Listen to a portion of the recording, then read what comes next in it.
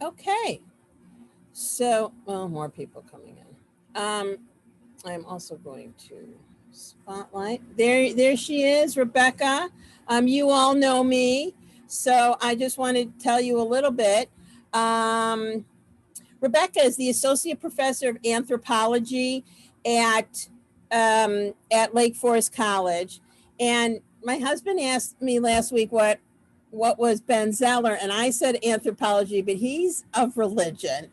And her specialization is historical archaeology, U.S. urban archaeology, 19th and 20th century Chicago, modern and contemporary material culture, World's Fairs exposition, anthropology of time, temporality, and archaeology of tourism.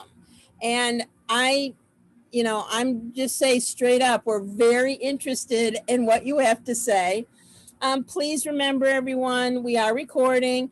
If you have a question, we're already on a couple of screens, plus I'm highlighting Rebecca. Either raise your hand and or chat me, and then Rebecca, we can take some time to stop and ask for questions, however you like. So, with no further ado, Rebecca Graff.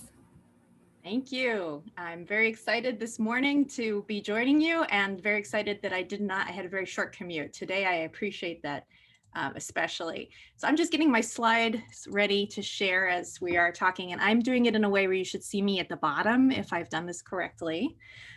There, hello. So you don't have to look as much. Can everyone see? Okay. And Vanessa, stop me when you need me to stop because I can clearly go on quite a long time on this topic. Will do. Will do. All right. Well, thank you again. I was telling Vanessa, my family, my husband and son and I, my son is a first grader. We moved to the area a year ago. I mean, I've been at Lake Forest College, but not in Highland Park. And so we're looking at Macomb Salel. So this is really nice to have a chance to meet some of the congregation this way and share my work. So this is a mini version, sort of a précis of my book that just came out, which is pictured here. Which is about the archaeological work that I did in the World's Columbian Exposition and the Charnley Persky House, which is a Louis Sullivan Frank Lloyd Wright house in the Gold Coast of Chicago. But my editors wanted the title to just be about the World's Fair. So there we are. It's also about garbage because most of what archaeology is, if you really think about it as a discipline, it's other people's garbage, right? You're able to look at the things that people left behind, right? So, and I should say, I've been digging for 25 years now, and I've dug all over the world and ancient and modern, but my focus is on Chicago right now. So it pleases me to have some Chicagoland people to talk about this. I also have this picture of the new types of garbage that we're creating right now during this COVID-19 pandemic. And it's something that a lot of archaeologists are especially interested in. What meaning can we derive from looking at the way that people consume and then dispose of their materials? So you're making an archaeological site right now. Okay. And this should just advance. Okay, so this is mostly a tale of two houses. This is the Ohio building, which was one of the buildings from the World's Fair that I actually found in Jackson Park. And the Charnley House, which I mentioned, is that other site on the Gold Coast. And so the book and this project is really looking at these two structures to understand a little bit more about the social currents of the turn of the 20th century and how they continue today. So Jackson Park is my first site. I hope that most people know where I'm talking about. Certainly it's in the public imagination now because it's going to be the new site of the Obama Presidential Center. The red arrow there is pointing to the Museum of Science and Industry, which used to be the fair's Palace of Fine Arts, completely rebuilt due courtesy of Julius Rosenwald. But this is kind of the way that it looks now. It's going to change again and be on the world stage again. So south side of Chicago, 7 miles south of the Loop. And it was the site of the 1893 World's Columbian Exposition. But to really understand that, you need to look at the World's Fairs in general, because it is both a singular event and part of a larger pattern. So the first World's Fair, so these sort of Western capitalist productions, was the 1851 London Crystal Palace exhibition. You don't have TV or movies, so you decide to build a mini city for a whole summer. In this case, it was just one structure built by Joseph Paxton, landscape architect, who used technology from greenhouses to make this beautiful structure. And in it, all of Britain's imperial aspirations were on display. There's a fountain in the middle that I love showing because I don't think it is the one that I'm thinking of, but at this fair, you would get a chance to see products from all over the world. And if you went to one of the perfume exhibits, they actually had a scented fountain that you could dip your handkerchief in and take a little bit of it to go. So it was a good way to excite consumer desire, to give a particular narrative about the country's position in the world, and to show things from all over, but in a particular way. So this was very successful. In the United States, the biggest exposition before Chicago's was Philadelphia, 1876 Centennial Exposition. But the next fair that was really important and impactful for thinking about what Chicago would do was the 1889 Paris Exposition Universelle, which of course is where Gustave Eiffel's tower was built to be a part of the spectacle, and which is now the symbol of the city, if not the nation. So many people from Chicago, from New York, from St. Louis, all were dispatched to Paris to go and check this out because the United States already wanted to have another one of these exciting fairs. And of course, Chicago won out over other cities. An act of Congress passed in 1890 made Chicago the site. But it takes a lot to make a fair. And although they wanted it to be ostensibly for the 400th anniversary of Columbus's discovery of the Americas, that took a long time. So they had to do it in 1893. So what did it look like? It was a city, basically, for a single summer. It was over 200 buildings, lagoons, statuary. There's a Statue of Republic right there. Just transformed the landscape of Jackson Park for this short amount of time. So it had two parts, really. The White City, so called because it was literally white. Spray painting for painting quickly was invented then, and that was the color that was decided. And because of some of the racialized discourse around things. So we'll talk about that too if there's time. The other part of the fair that was somewhat of an afterthought, but was what was financially successful and made the fair in the black was the Midway Plaisance, which of course is where George Ferris came up with the idea of a Ferris wheel, which was Chicago's answer to Paris. So, and that is where you had the living zoos of people. You had the captive balloon ride, which is actually something they had in Paris in 1889. The streets of Cairo, the ostrich farm, where you could get an ostrich egg omelet that was actually made of chicken eggs. French cider press, the Irish village. And this was, again, for extra money. So you would have to pay an extra fee to have this, but this was very, very successful. So Midway Plaisance in the White City. This is a stereoscopic view of the opening day of the exposition. It took place from May until October 1893. And you can see it was very popular. They sold an estimated 27 million tickets to the fair, which probably represent between 11 and 16 million individual visitors, because of course, there's no way you could do this in one day. They recommended you spend at least a week at the fair. And this was at a time when the US population was approximately 63 million. So it was a huge amount of people. Of course, it was an international fair, so people were coming from all over the world, but many, many Americans went to this fair from all over. It really was a gigantic undertaking. And one of the things I'm going to try to do is show scale, because the scale of it is really hard to conceive of. So while you were there, I don't know if anyone went to the Art Institute it was like 2 years ago, they had the John Singer Sargent exhibition, excuse me. This painting on the left was actually at that one, but it also was at the fair. So you could have your high art experiences in the Palace of Fine Arts and other places, or you could look at goods and services available to you. My favorite thing, which is above my head, is the California Agricultural Display in the Agriculture Building was a horse and rider made of prunes, because what better way to show the world how delicious California prunes were than to build a statue out of them. Of course, this was very popular to do. There was a Liberty Bell made of oranges. There were many things made of butter and cheese. It was just the thing. But the other thing I like about this image is that it really shows kind of the aesthetic of the time, which is just like an overwhelming show of lots and lots of stuff. And you just can imagine this is just one building of over 200 that all were chock full of stuff and people and ideas and lessons. So you could also enjoy new tastes. A lot of products were debuted at the fair, some of them brand new, and some of them maybe had a regional following but became national tastes once people had experienced some of the fair. And of course, we think of Cracker Jack, which actually a student of mine found predates the fair, but became this thing at the fair. Wrigley Juicy Fruit Gum, Vienna Beef hot dogs, which proudly, as someone who is Hungarian Jewish, the Hungarian Jews who came up with the Vienna Beef hot dogs, and Austro-Hungarian who sold them first at the World's Fair. Also, Pabst Blue Ribbon beer, of course, was being made already in Milwaukee, but became a national taste.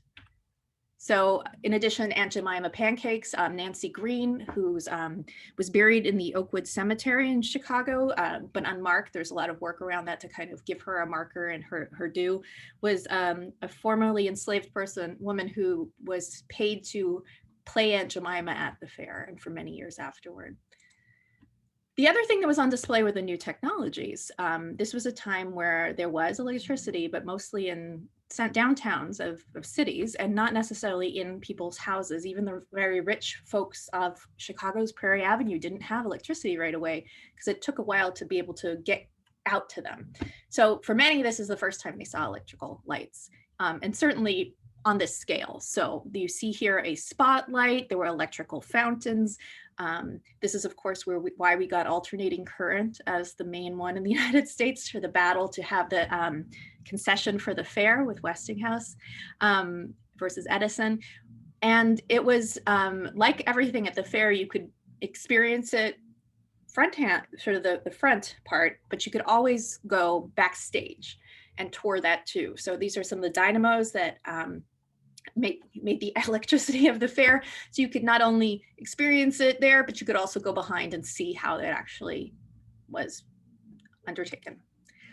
To be able to build these structures as quickly as they could. They did not make them out of more permanent materials, though they're quite permanent in my opinion in other ways.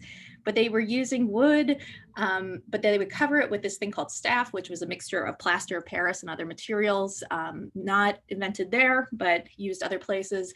And it looked like marble when it was done, but was much cheaper and faster. But one of the things that I found was that you can't really, electricity, gas, sewerage, water, you can't build that impermanently. You can't use impermanent materials. To make a sewer system, you do it the same way you would in any city, actually even better because they were using the latest technologies. So the part of the exposition that was really lasting and profound were the experiences people had because of the technological infrastructure. So what did we find? Well, sorry, one more. The other thing about the World's Fair was they were supposed to show what future city life should be like. And one of the ways they were doing this was trying to show what a hygienic city of the future should look like. And they did this in many ways.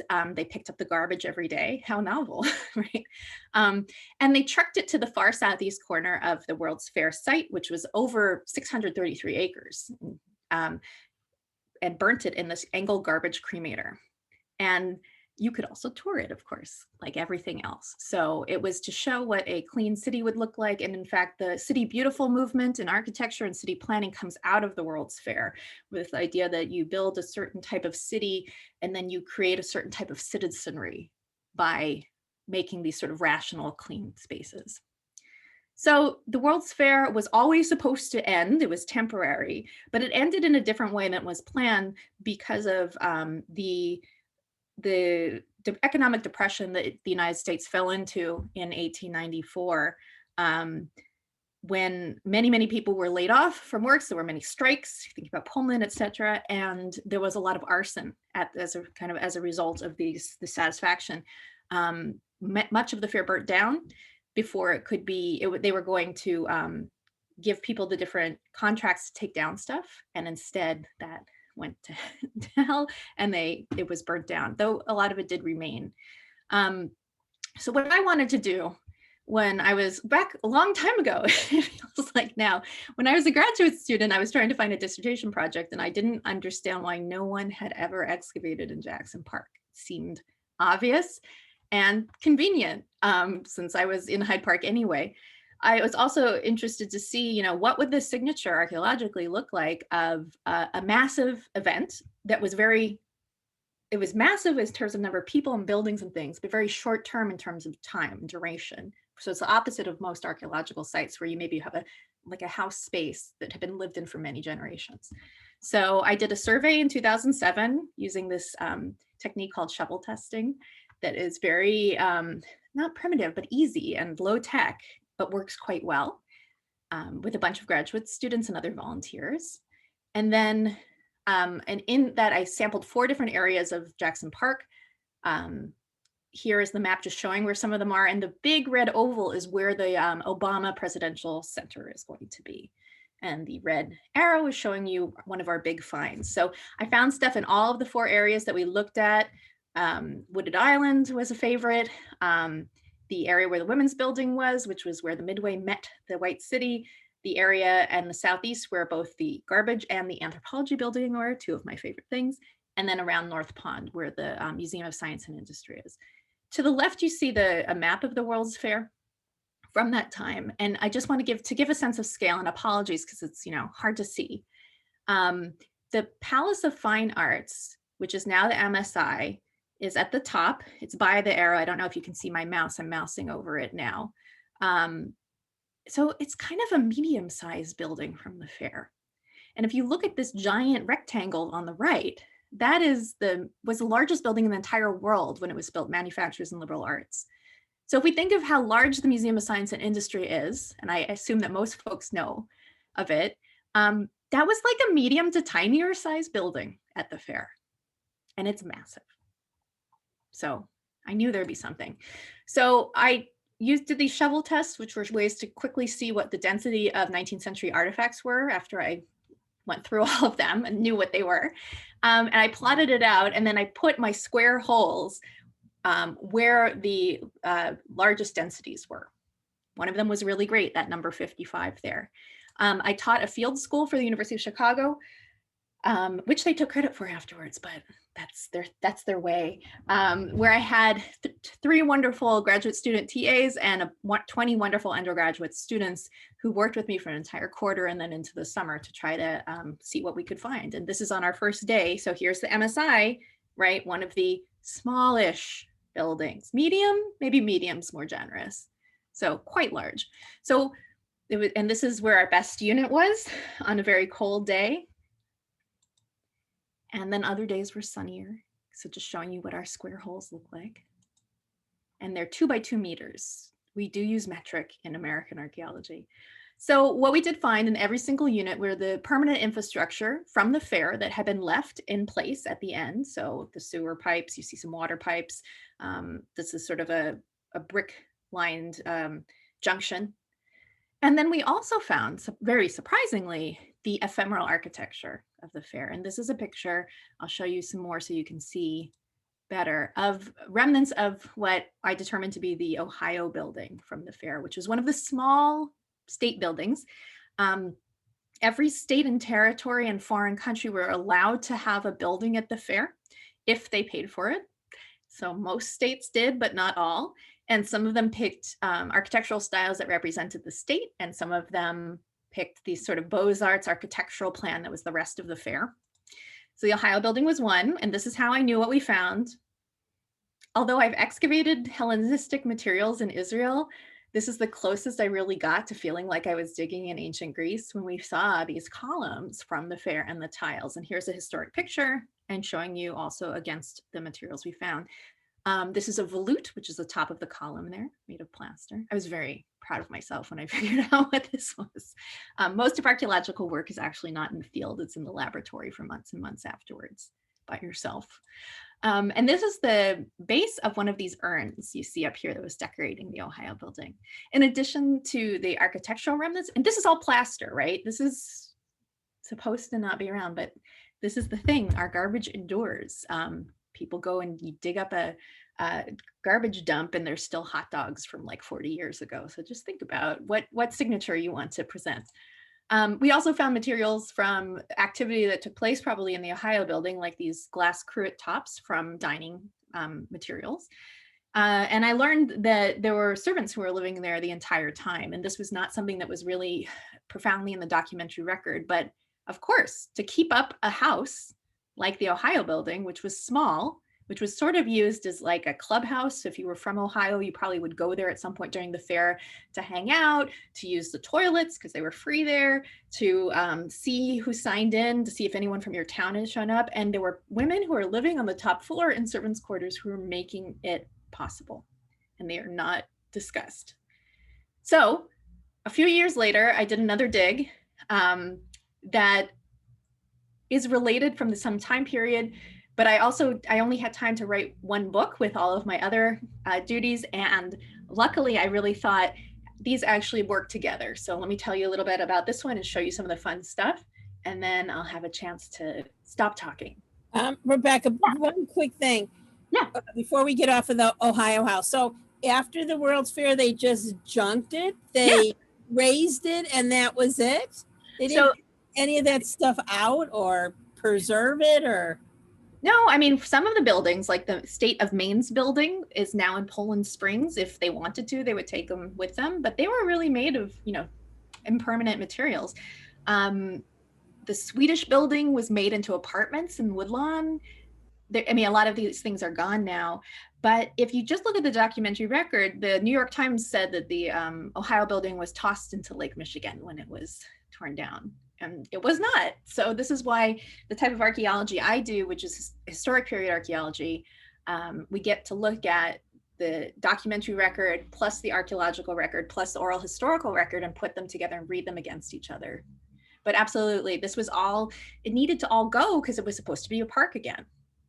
And it took a little longer to do than they had planned, and certainly parts of it stuck around. But yeah, that should not have been there, but we found it.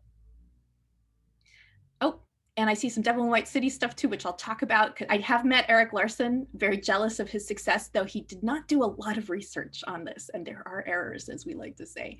But I'm also happy to talk about that as well. And certainly I was interrupted constantly while I was digging with my students by people who were asking us if we had found any dead bodies from the murderous H.H. home while we were digging. And my answer was always, no, because he didn't kill them at the fair, luckily for us. We were just looking for artifacts. Okay. Actually, Vanessa, should I say if there are any other questions before I move on to the next site? I'll put them together at the end, but. Yeah, I mean, one was, were any of the sewage or other pipes used after the fair? I don't believe they were. I think that my suspicion is that, and from coming across, actually, before you do a dig anywhere, you need to have the city, whichever city you're in, come out and check to make sure you're not going to hit any pipes, just like when you do home construction. And I was like, oh, so we went out with the folks from the city of Chicago and they're like, oh, there's nothing active here. I suspect that it's just was much easier to leave them in place, especially since it was going to become a park. And if they needed to put any other water, I mean, they have bathrooms and plumbing throughout the park, but if they needed to do that, they just built new and left everything behind. So there was an underground city that remained even when the White City was gone. Anything else? Not yet. So okay. Go ahead and I'll keep wrangling here. Excellent. Moderating. Thanks. So the other site, and I hope that, once the pandemic is over, if you are an architecture aficionado, it's such a great place to go. This is the Charnley Persky House, which is still around. Has anyone, I don't know if anyone has been, it's part of the Chicago House Museum Consortium, so you can visit it and have tours on Wednesdays and Saturdays. And it is it was designed in 1891, finished construction 1892. By Louis Sullivan and Adler and Sullivan and his draftsman, Frank Lloyd Wright. So it's architecturally very important. It was called the first modern house when apocryphally by Wright, who also took credit for all of it after Sullivan died. But you can see the handiwork of both men in this building. It is also the current headquarters of the Society of Architectural Historians. So it is a National Historic Landscape, which is the highest level of the National.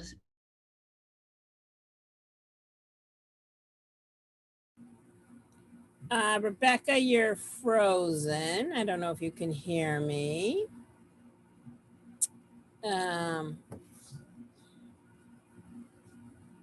Maybe she'll have to come back on again, although she's still here. Maybe she could come back. Bill Rosen asked, do you think there'll be any archaeological finds will be made when the Obama Library is constructed? That's a great question that we're going to ask her when she comes back. And let me see if I have her. So just stay tight, everyone. She'll be back. Let's see if I can. Oh, she's going to have to log back in again. That's what happens when we have, even though we're all at home and we don't have to go out in the snow, sometimes there are internet problems. Since we've had a few people join, let me just remind you that we have a Tu B'Shvat concert this afternoon at 4 with Cantor J and Todd Kessler. So you're not going to want to miss that. All of our classes start back up. I mean, they're ongoing, and look at your Macomb at Home. For Real Classics, the movie this week is Funny Girl, which I watched with my family, and they had never seen it start to finish, and it's just a great movie. I, of course, love Barbara Streisand, so that's good too. Let's see if I can.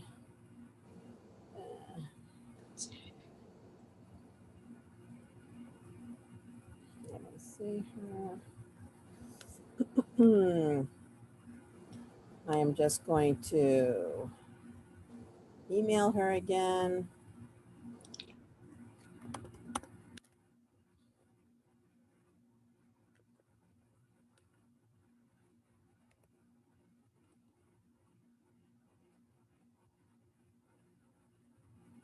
Okay, I don't see her again.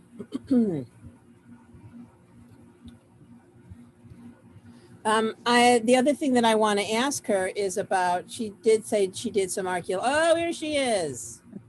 You're saved from my ad-libbing.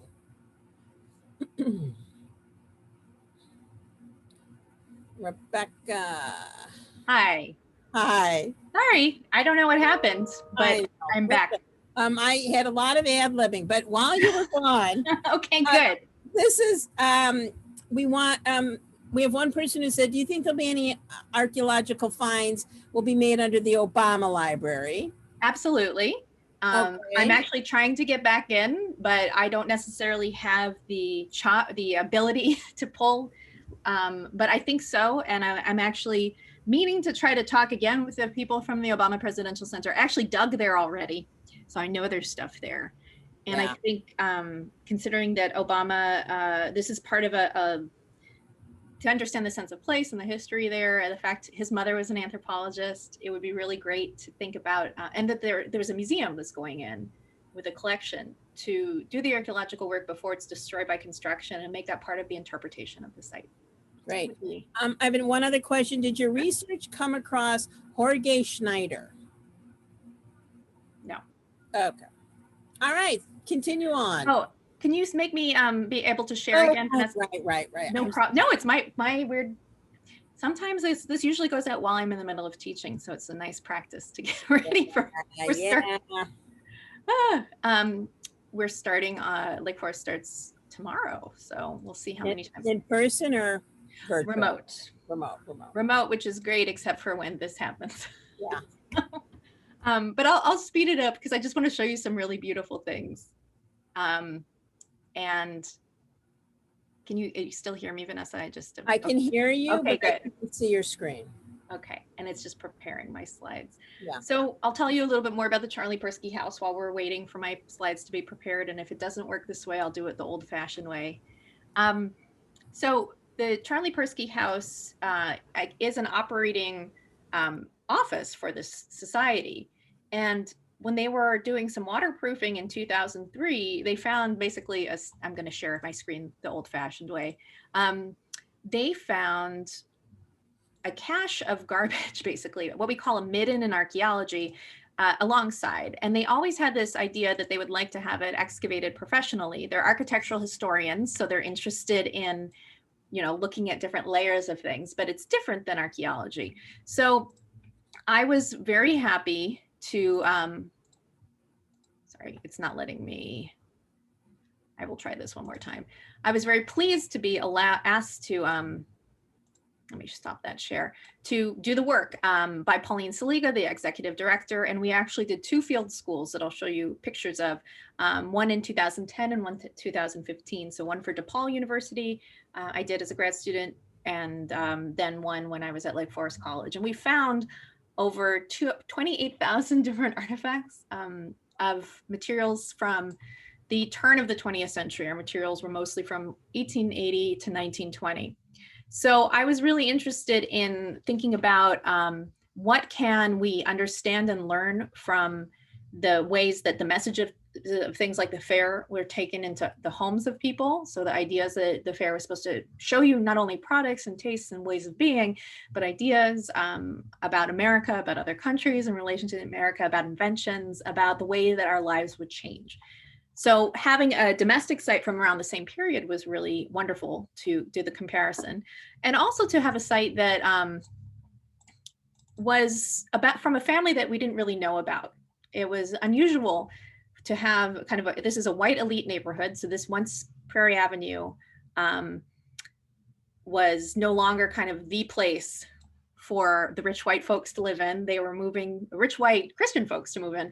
They moved to the Gold Coast through the machinations of people like Potter Palmer. Now it's finally open.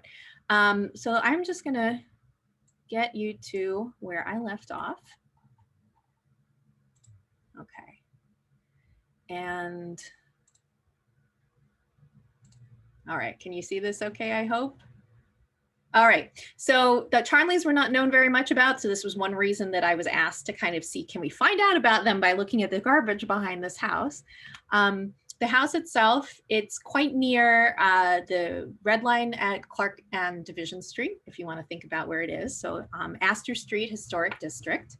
And it is very small compared to Jackson Park, which was 633 acres. Instead, we have a driveway that's like 30 meters by 3 meters. And in fact, should you be interested, you can park there because it has a Spot Hero parking space in the Gold Coast. So we didn't know why there was garbage behind a structure, an elite residence. This gave me a chance to think a little bit more about garbage. So this is just, I'll go through some of these quickly to show you things to catch up with my lost time. This is just showing you the dig here. This is much smaller. And it is used as a driveway. It never had a structure built upon it. It was always supposed to have a structure, but no one ever did. So it was a space that people used opportunistically. And it had a lot of garbage, which sort of goes at this idea, you know, that our current garbage practices are quite different from even not that long ago, right? That you would be in an elite place that didn't have the garbage regularly picked up. And in fact, Chicago didn't have municipal garbage pickup until well into the 20th century. So even the elite folks had to pay or just throw it out. And this is just a picture of Streeterville, where a German consul to the United States, whose office was there, was just disgusted by all the garbage that was around. But I liked it because we found stuff. So this is a picture of just some of the materials we found. And one thing I think we're still on the first slide. Oh, it's not going through. Okay. I'm sorry that, so you're seeing the one of James and Helen? No. No? Second slide. Okay, I just stopped it, so I'm going to reshare. I'm not sure why there's so many technical problems. I apologize. I'm usually we don't have this. I'm just going to show it to you like this. Can you see my whole screen with the car in a parking lot? It's starting. Okay. Tell me if you can see. If not, when it comes on. Okay. So I'm just going to. I do have another question. Sure, absolutely. So first, an anecdote. Last night we watched the movie The Dig. I recommend. You should watch it for sure. Yeah, I have a party coming up with a bunch of friends from all over the world where we're going to view it all together. So I think here's the question. Where are all your finds stored? Mine from Jackson Parker at the Illinois State Museum, because that is the official archaeological repository for materials found in Illinois. The materials from the Charlie Persky House are at the Charlie Persky House because it's a private residence, so they own it. And before the pandemic started, Pauline Saliga and I were working on an exhibit, which we'll return to once we can, to show the materials from the archaeological work and kind of have that be part of the interpretation of the site itself. So yeah, so none of them are at my house, as nice as some of them are. They're all available to other people, right? Which is the big difference between bottle hunting or treasure hunting and archaeology, is not only how long it takes and how much information you're getting and how systematic it is, but you don't make profit from it. Okay. Can you see any of my pretty artifacts now? No, we can't. This is so strange. Well, I'll just move on. And, you know, if you're interested, you can always, my book has many of the pictures here. So there you go. And I did put your book. Oh, wait, there it is. Do you see? Okay. I see broken glass. Yes. And a marmalade jar, you can see. Okay, yeah. Finally. So if this doesn't go, I will use it as placeholders for my talk, but it's worth seeing. So we found 28,000 pieces of glass and ceramic and metal, bone, everything. And what we were able to do is identify 150 different brands from looking at these materials in various ways. Some of them said the brand on them, and some of them we used other techniques. What was interesting, there was a lot of the products we found were actually debuted at different World's Fairs, including the Chicago Fair. So this is just a chart, which hopefully you can see. It's not very beautiful looking, but just showing that we had materials from earlier on London, Vienna, and to St. Louis. And the advertising would then reflect that they had won these things. So we found a lot of food, which is my favorite category. So this is a little, see, I told you I had pretty pictures, so I'm glad you can see them now. This is a McLaren's Roquefort cheese container from the McLaren Company. It's very, very tiny. It's made of milk glass. Still, this one still has the label on it. And McLaren's cheese was made in Canada. It was, this is an advertisement from 1905. It was actually shown at the World's Columbian Exposition in the Dairy Building, since everything was there. And Alexander McLaren actually was the judge of the dairy products at the World's Fair. And not coincidentally, uncoincidentally, McLaren's Imperial Cheddar and Roquefort won first place. So there you go. Who knew? Yeah, right.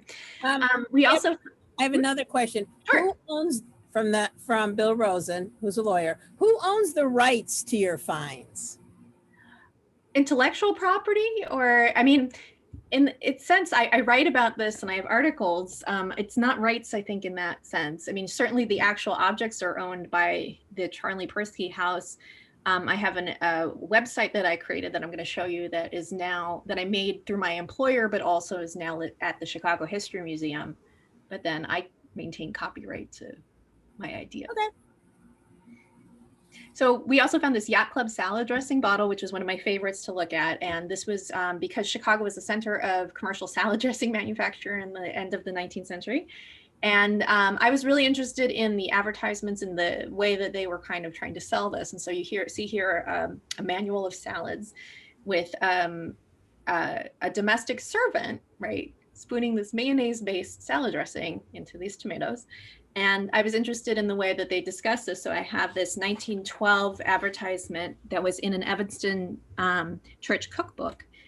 And the ad copy for Yacht Club says, "Socially speaking, good breeding and good salads are almost synonymous terms. One of the brightest club women in America happily expressed this idea when she wittily said, in good society, a woman is known not by the company she keeps, but by the salad she serves." So it was really showing that there was a explicit discussion of how you could actually move up socially by consuming in a certain appropriate way.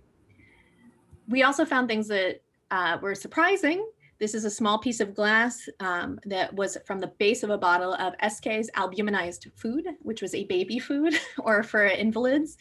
And what was interesting for this, for me, was that it was made by SK being SmithKline.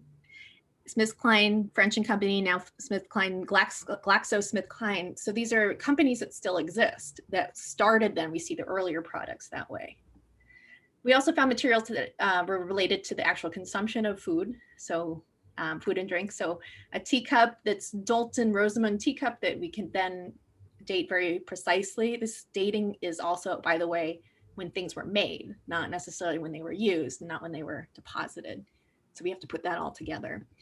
Oh, and this is a piece of Canton porcelain. So some Chinese export porcelain that would have come from much farther away from Guangzhou that would have been made for the export market. And then briefly, we also found things that had to do with health and hygiene of this time. Hamlin's Wizard Oil is one of my favorites. That's all I found, but I was able to figure it out. And this was a product that was sold in Chicago. It was a local one that was supposed to cure everything, could even raise the dead. You could drink it or you could use it topically. It was advertised for both humans and for elephants when the circus came to town.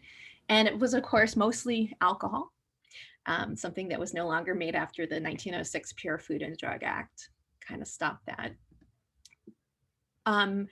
Other sort of hygienic practices that we do today were getting corporatized at this time. So you could get your toothpaste. We have a bottle of Von Buskirt's fragrant Sozodont for teeth and breath. This is an example of the advertising for it. And of course, if you have toothpaste, you need toothbrushes. We found many toothbrushes. These are made of animal bone that would have had boar bristles in them. And this is an advertisement just saying another one, good teeth are a woman's greatest attraction. So if that didn't work, we had also found a set of dentures, partial dentures, which showing again the professionalization of dentistry at this time. They were actually, the dentists went to the World's Fair and there was a dentistry exhibit. So I mentioned that part of my intellectual property is this website. I'm just showing you a couple screenshots. It's I have it linked in Lake Forest College, but it's held by the History Museum's Digital Chicago. And this is, I wanted to see where the point of manufacture or sale was for all of the items that we were able to identify, to just get a sense of the patterning there. So this is the Chicago map. Oh, Vanessa? Rebecca, what's your website? I can link to it, or I can put it in the chat. That would be great. And then, because I'm sure people are going to want to go back and just look at this. Oh yeah, some of these are the same pictures, and we'd love for you to see. I did this with my students. It was great. So you kind of mouse over them and you could see what each one comes up with a picture of the artifact or an ad. And then I also did it on the world map because there were things that were manufactured quite nearby or sold like a block away, and things that came from quite farther around. And this is just one that I happened to like. There was a little plate with a kitten on it that was from the Stoke-upon-Trent region of England, which was the center for ceramic manufacture.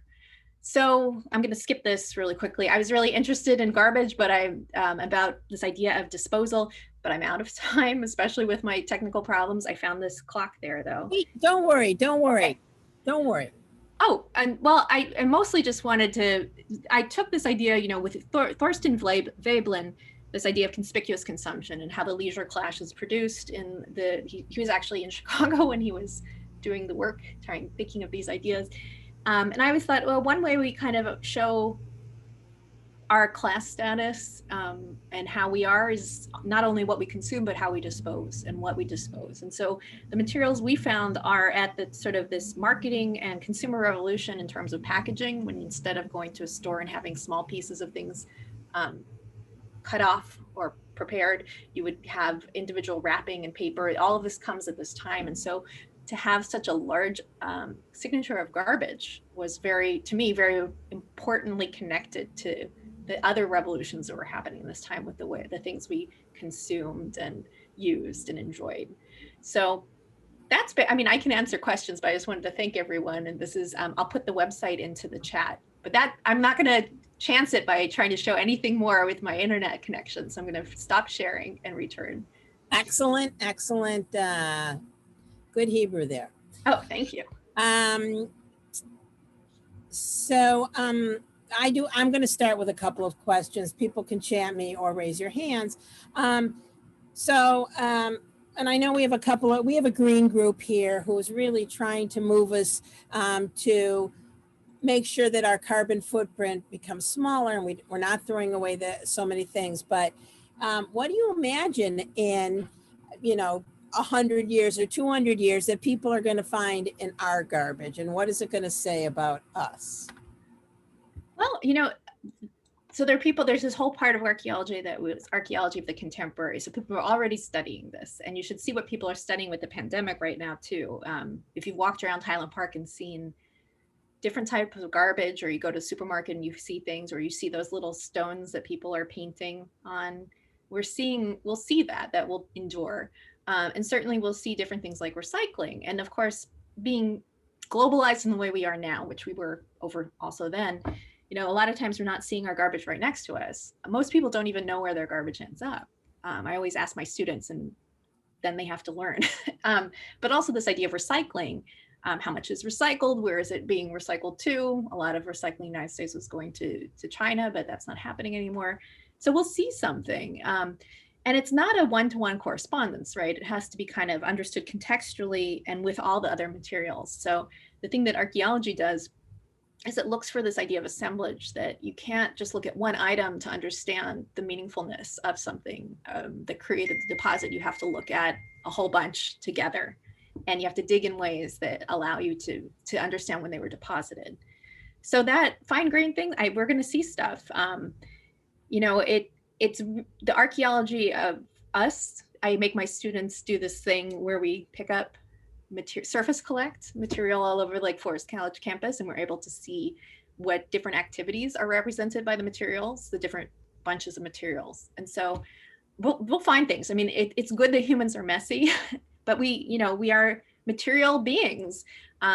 We exist in the world in bodies, and we experience things materially, and archaeology allows you to look at that important evidence. All right, I have two questions. How deep did you have to go to find some of these, particularly in the alley? Much deeper than I wanted to. The Charlie Barsky house, we never found the end of the garbage pits, which was bizarre. Like, I had many famous archaeologists come out and look, and they're like, this is strange. We were down a meter and a half, and we still never saw a bottom or edge of this deposit. So it's quite strange still. We were never able to find out why they chose to do it like this. And a lot of the material was highly burnt as well. So it was just thrown in. They must have excavated out a pit and then put it in. The Ohio building was about a meter and a half down also. We got to the water table pretty quickly.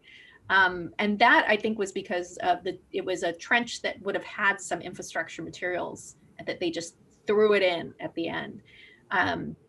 So in archaeology, you keep digging until you stop finding human materials.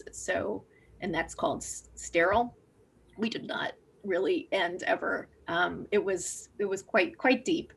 When I did the shovel testing, you can only dig down as far as like your arm and the shovel can go. So that was about 70 centimeters, those little holes that we were sort of like photographs right into that. Have you uncovered any notable Jewish, and I'm going to make this even broader, any religious items in your digs or research? Certainly. So not Jewish, but if you think of how awful it is when you lose something, an earring, something, we find these things sometimes. And so at the World's Fair site, we found religious medals. I have a picture of them up. I can send, and another I think I did an interview with the Chicago Humanities Festival where I talked about my hopes for the Obama Library. I can stick that in the chat if I can find it, and there's a picture of that. So not necessarily, I think I only found Christian religious stuff. But we know that all different people were there. My great-grandfather had emigrated to the United States from Russia in 1892, and his first job was at the World's Columbian Exposition digging ditches on the Midway. So the Jews were there doing some of the work at the beginning. What's been your favorite find? Why and where?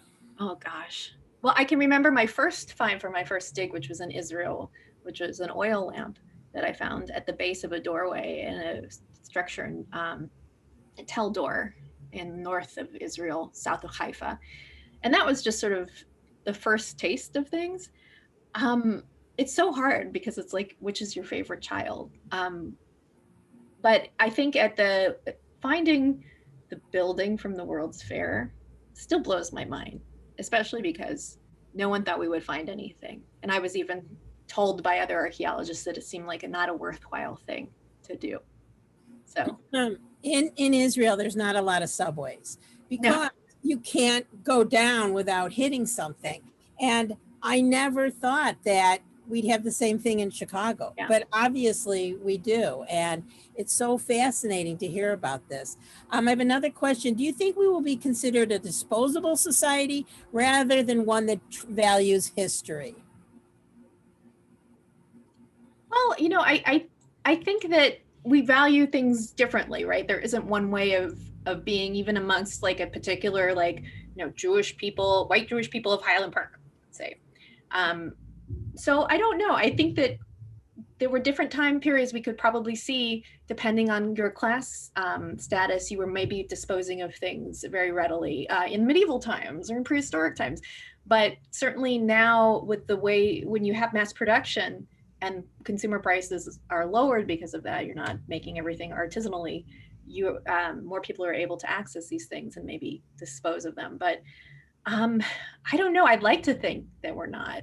And then you have to imagine, does the way you consume items reflect the way you think about yourself and your place in history too? So I think it's a great question. I think it might be a little harder to to answer patly, I guess. Um, at Legacy Lakeside, we had a Geniza. So if anyone, in 200 years, they're going to be like, why is there well, unless the damp gets to it. It's not like in Israel where it preserves it. Mm-hmm. What are the other sites in Chicago you are interested in excavating? That's great. So I've excavated a lot of sites in Chicago already, and there are many, many more. I excavated a site in Irving Park neighborhood that was a former stop on the Underground Railroad. We did that a couple years ago. And the site that I excavated in 2006 and 2007 with my colleague Anna Egby Davies is actually in the news right now, the Phyllis Wheatley Home for Girls, which was a boarding house for women coming up from the rural South, African American women during the Great Migration. I also excavated the Mecca Flats, which is where IIT is now.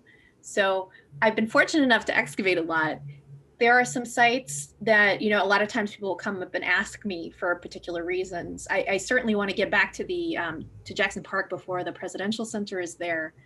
And my dear friend, Tim Samuelson, who just retired as the cultural historian for the city of Chicago, who hooked me up with Mecca, also has some sites that he wanted me to dig up. So I hope that there are many, many, many more. It just takes a long time to do, not the actual digging, but the analysis. So it sort of slows me down. But I'm here and I have tenure, and I'm going to try to stick around as long as I can. All right. Have similar archaeological explorations been done for the St. Louis World's Fair?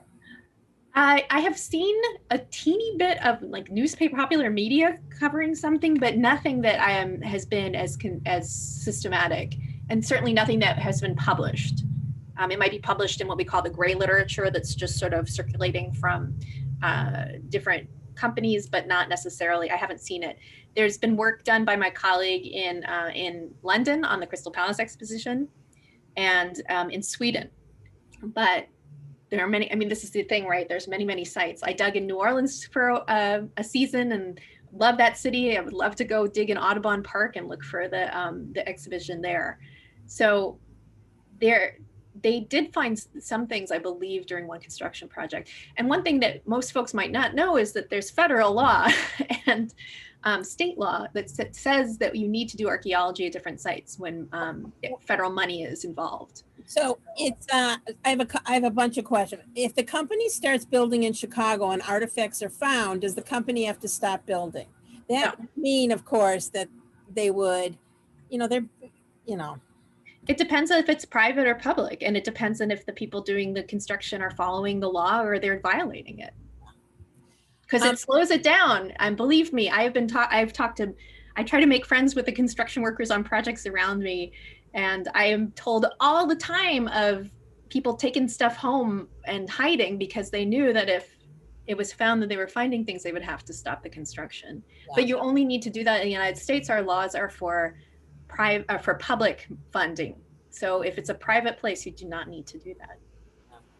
I'm not sure about Israel, but the same thing happens there. Things are stalled because they find something. Any further comments about Devil in the White City? For me or for questions? I I think, just the veracity, Yeah. truthful, not truthful. Well, it's funny. I got asked to dig the murder house site a few years ago, but they had gave it was for a TV show, and I only had like 24 hours, and I'm like, I teach people, so no. Um, no, I mean, certainly it was a book that got so many people interested in the fair, and it's something that I mean, I'm sure I have misinformation maybe somewhere, probably hopefully not as much, but it was a great story, and even though it's not fiction, but it's not the same, right, that I'm doing, where I'm looking at documents and objects to kind of interpret them. But it certainly got people. I mean, there was a time in Chicago you would just never not see someone sitting on the bus or the L reading a copy of it. And Yeah. certainly, like I keep saying, when the miniseries gets made, please, have them hire me to be a consultant. But no, certainly Eric Larson's book was a fantastic way to get us interested in this, but he got us interested in it through this idea of the murders that were happening offsite, in addition to the fair. Yeah. And certainly that's part of it, but I don't think that to cast the fair just sort of like a murder mystery is a disservice to the entire thing, though it makes good reading. Yeah. And I love his other books as well. Does the Art Institute of Chicago have a catalog of finds from the 1893 fair? No, I mean, they do have in their catalog, they mentioned, since the Art Institute is created at that same moment, right? It's also has its roots at the fair, and the building and all the structure was done. But they have the Burnham and Ryerson libraries there that have a lot of the architectural drawings from the fair. They have collections of things like that. Certainly, they know what in their collections were shown at the fair, but no, I mean, it's so many different, the remnants of the fair across the whole world, and things were brought back that were displayed. The Field Museum's collection was made at the World's Fair. That is the center of that collection was the collection that was made for the anthropology building. And a couple other museums too had their like founding collections made. So we see the World's Fair all over. The Art Institute does have a nice collection of photographs, though, that I used some for my book that are quite wonderful, but not the objects. And this is really, I think, the highest compliment ever. But can we audit your class? Is there any way people could get more, Rebecca? Oh, I don't think so this time, but I do give talks, especially because it's so weird with Zoom. But I'm also happy to talk anytime. And I've done a lot of work. There's stuff online. If you go to WTTW, I've done a bunch of interviews with them. There's things, if you wanted to see the Charlie Persky house, some footage there, and seeing what the dig looked like while it was taking place, that's on their website too. So there's a bunch. But right now, I think I got to concentrate on my students. But thank you for your interest. Well, we're very interested, and we're super excited that you're thinking about joining our community. Absolutely. And, maybe we'll see you when we can see everyone in the halls of the home when we reopen the building. Yes. And it's so fascinating to think that, again, in 100 years, how are we going to look at this pandemic, and what will our garbage show? And in Israel, I have been on some digs and Dig for a Day. You excavate garbage. That's what, and it's like chicken bones and this and that. Yep. So you're getting a lot of kudos in the chat. Please be sure to check that out. Thank you, everyone. We even have an anthropology minor. Awesome. That's great. High praise. Yes, Carol Green said there's going to be plastic containers and masks. Right. And gloves. Right. And lots of Amazon boxes. Right. Oh, yeah. God, I don't think, what is this? Mm-hmm. And the logo and everything. It does make us look at Chicago and everything in a different light. Absolutely. And we can't thank you enough. Well, thank you for having me, and thank you for not making me get out in the snow to come out and talk to everyone. It was great. I think we can safely say we're all happy about it. Yeah, I thought my son would come and say hello and meet everyone, but I think he's still removing snow with my husband. So good. All right, so listen, this was great. We got you out of snow duty. All right. Thank you, everyone. We'll see you. We have a 4 o'clock concert. Rebecca, I can send you that link. Yeah, please. And I will. And it's just been a great morning. Thank you all. Thank you. Thank you. Sorry, everyone. Thank you. Thank you. Thank you. Wonderful.